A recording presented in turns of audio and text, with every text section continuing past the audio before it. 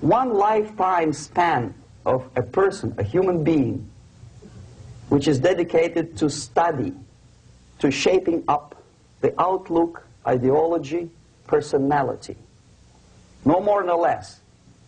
Usually it takes from 15 to 20 years. What it includes? It includes influencing, or by various methods, infiltration, propaganda methods, direct contacts, doesn't really matter. I will describe them later. Of various areas where public opinion is formulated or shaped. Religion, educational system, social life, administration, law enforcement system, military, of course, and labor and employer relations, economy. Okay? 5 areas. I will not write them down because we will not have enough space. Sometimes when I describe all the methods, students ask me question, are you sure this is the result of the Soviet influence? Not necessarily. You see, the tactic of subversion, about which I'm talking, is similar to the martial art, the Japanese martial art. If some of you are familiar with that tactic, probably you will remember that if an enemy is bigger and heavier than yourself, it would be very painful to resist his direct strike. If a heavier person wants to strike me in the face, it would be very naive and counterproductive to stop his blow. The Chinese and Japanese judo art tells us what to do. First to avoid the strike, then to grab the fist and continue his movement in the direction where it was before, right? Until the enemy crashes in the wall. You see? So, what happens here? The target country obviously does something wrong. If it's a free democratic society, there are many different movements within the society. There are obviously, in every society, there are people who are against this society. They may be simple criminals, ideologically in disagreement with the state policy, conscientious enemies, simply psychotic personalities who are against anything, right? And finally, there are a small group of agents of a foreign nation, bought, subverted, recruited, right? The moment all these movements will be directed in one direction, right?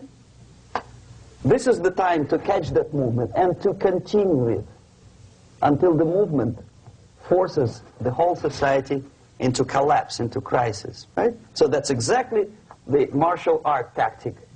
We don't stop an enemy. We let him go. We help him to go in the direction we want them to go. Okay? So, on the stage of demoralization, obviously there are tendencies in each society, in each country, which are going to opposite direction from the basic moral values and principles. To take advantage of these movements, to capitalize on them, is the main purpose of the originator of subversion. So we have religion, we have education, we have social life, we have power structure, we have labor relations, unions, and finally we have law and order.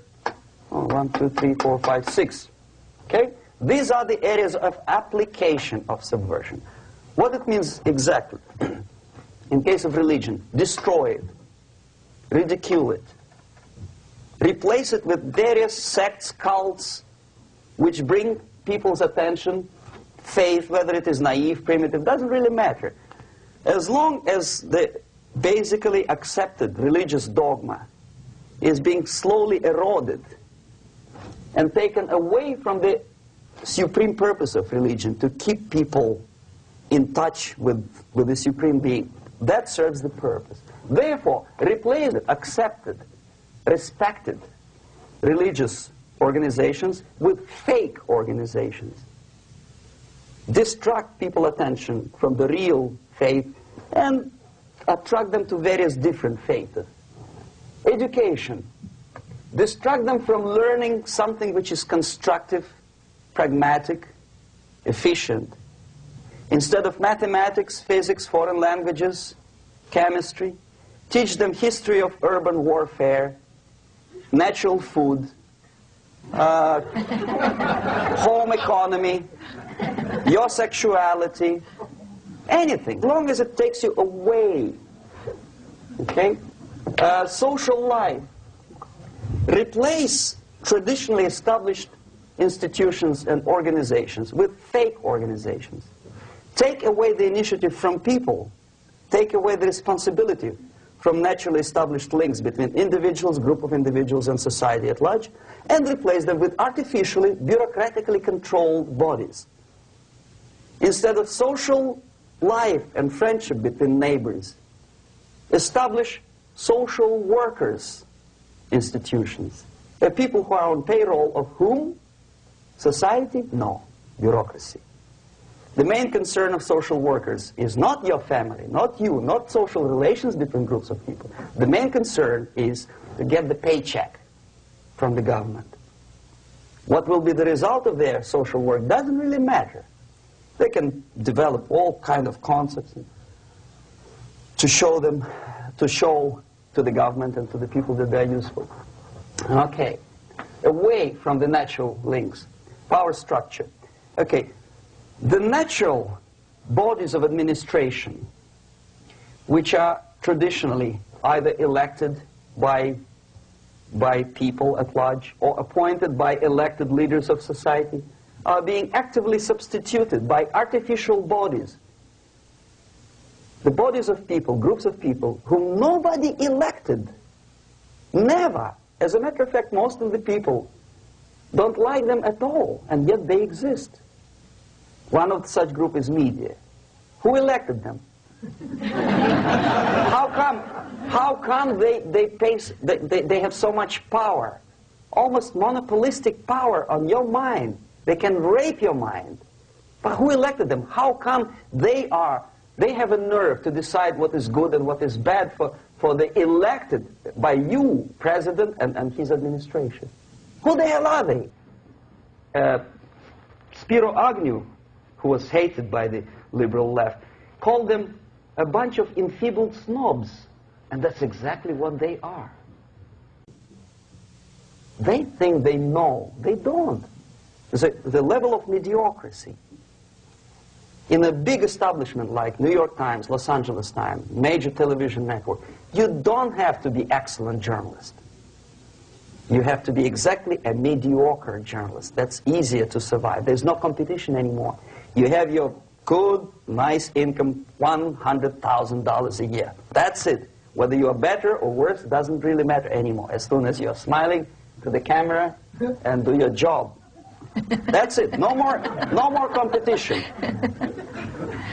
Power structure slowly is eroded by the bodies and groups of people who do not have neither qualification nor the will of people to keep them in power, and yet they do have power.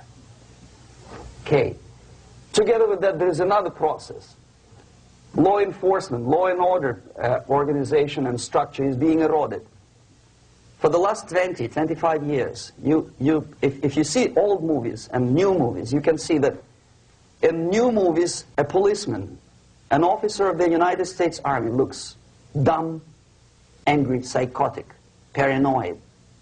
A criminal looks nice, kind of, well, he smokes hash and shoots the whatever drug, but basically he's a nice human being. He's creative. And he's unproductive only because society oppresses him. Whereby a general of Pentagon is always, by definition, a war maniac. A policeman is a pig, rude policeman. He abuses his power. You know? A generalization like that. The hatred, the mistrust to the people who are supposed to protect you and enforce law and order. Moral relativity. The Angelo Buono process lasted 2 years in Los Angeles.